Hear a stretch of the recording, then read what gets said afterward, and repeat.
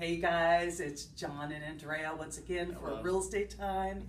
And I was asking John about a really good topic for buyers that what would he think of that they would really want to know? And immediately, what did you say?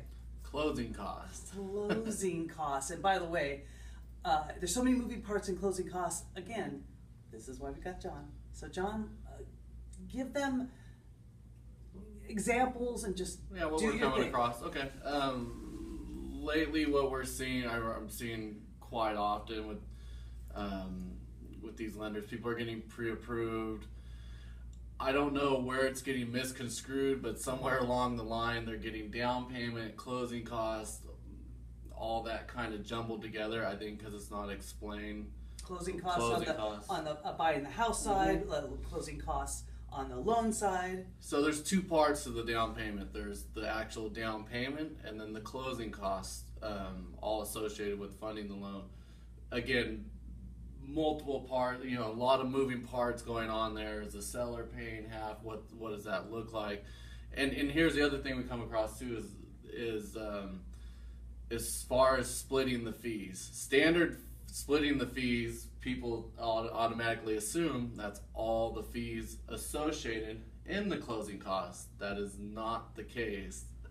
And I'm dying to interrupt because I want to talk about your realtor being able to negotiate a lot of that ahead of time. But I want John to stay on point about the moving parts for what closing costs really. What is that? So the closing costs are the loan costs, the prepaid items, the title company, If the you're gonna use a notary. transfer fees, the notary, all the transfer tax for all that. There's multiple fees associated with the closing. Again, going into what title and escrow, what these are, we'll go into that probably another video as to what that is. They're great things built to protect you, but at the same time, there's costs associated with those things.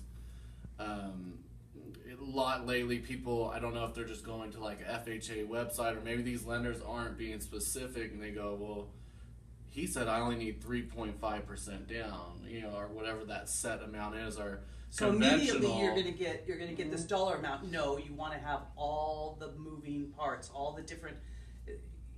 There's with the loan, and you'll actually get what's called estimated settlement statement. You're going to get that both on the lender side as well as buying on the house side. So, closing costs, don't let it overwhelm you. You will be able to know right to the penny before you actually go to closing. But what's the most important thing for them to remember?